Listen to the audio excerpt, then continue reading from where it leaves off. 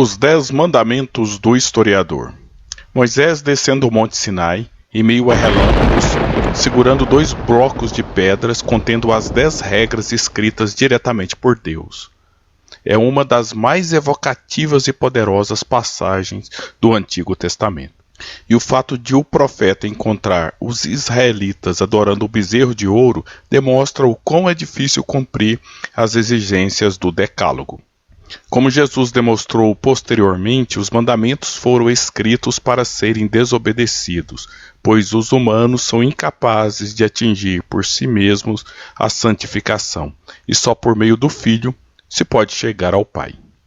Inspirando-se nessa fascinante representação imagética do passado, vamos imaginar as 10 regras fundamentais para quem deseja praticar o ofício do historiador.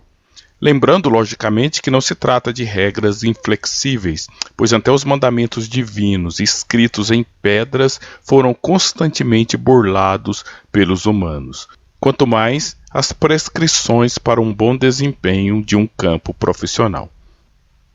Imaginar os 10 mandamentos básicos do historiador recupera um gênero textual muito importante para as ciências humanas, o aforismo, que marcou a escrita de autores importantes como Friedrich Nietzsche e Walter Benjamin. O aforismo, com sua capacidade de síntese e seu caráter metafórico, permite uma aproximação com a poesia, facilitando a compreensão de questões teóricas complexas. Portanto, os 10 mandamentos do historiador cumprem a função de possibilitar uma reflexão sobre os temas centrais da teoria da história.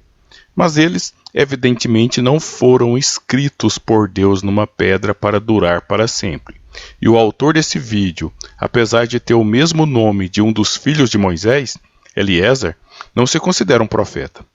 Eles refletem a posição ideológica do autor e, como todo o resto feito pelos humanos, refletem a época e o lugar em que foram produzidos.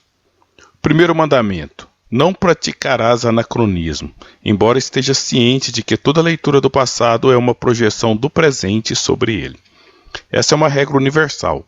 O historiador tem o dever de não misturar os fatos de uma época com a de outra, mas a abordagem do passado só pode ser feita por conceitos e categorias que foram elaborados em uma outra época, portanto, anacrônicos.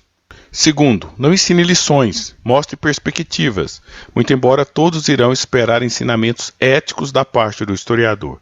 Por muito tempo, a função da história era ser a mestra da vida, ou seja, as ações do passado serviam como bússola moral dos seres humanos no presente. Mas nos tempos modernos, a história perdeu essa função pedagógica, e Hegel afirmou que a única lição da história é que as pessoas não aprendem nada com a história.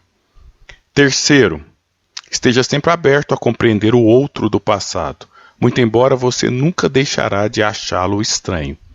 É preciso uma boa dose de empatia para uma compreensão do outro do passado, mas essa empatia convive também com o estranhamento e a repugnância diante dos atos vis praticados por nossos ancestrais. Quarto, não roubarás da criança o otimismo do futuro, muito embora o estudo do passado é o alimento do niilismo e da desesperança. A história pode inspirar a ação transformadora e o desejo de mudar o mundo, como fizeram historiadores liberais e marxistas. Mas ela também pode inspirar o niilismo e a desesperança, como fizeram os autores pessimistas como Weber, Foucault e Schopenhauer.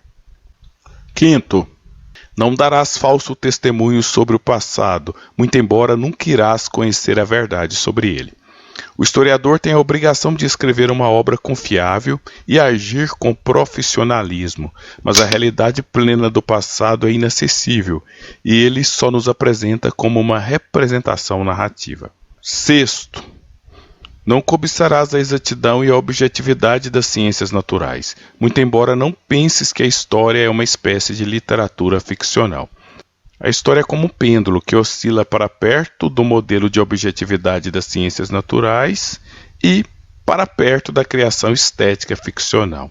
O ideal é permanecer nesse movimento dialético, tendo consciência de que nunca a história terá a objetividade dura do cientista e a criatividade livre do artista.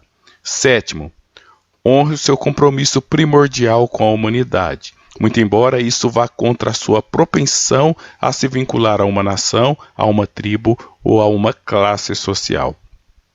O historiador deve ser um humanista e buscar a alteridade do outro, estimular o respeito pelas diferenças culturais e evitar o tribalismo tacanho.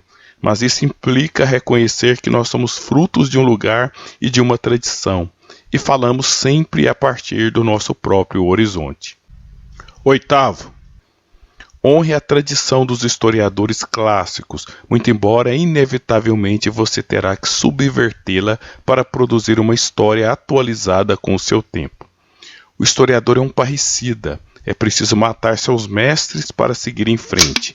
Lemos clássicos como Heródoto, Gibbon, Ranke, mas rejeitamos esse modelo de história para a nossa época.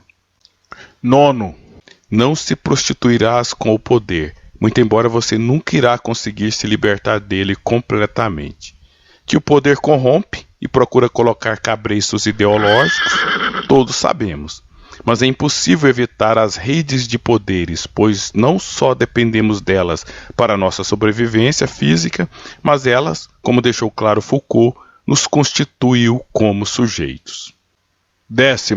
Esteja ciente de que as coisas humanas só podem ser compreendidas historicamente, muito embora as obras históricas são tão fugazes quanto as demais realizações humanas.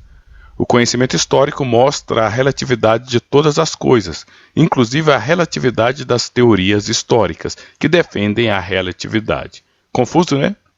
Este vídeo apenas apresentou resumidamente os 10 mandamentos do historiador, e nos próximos farei um comentário detalhado de cada um deles. E aí, essa lista contemplou suas aspirações? Se quiser, sinta-se à vontade para retificá-la ou elaborar os seus próprios mandamentos.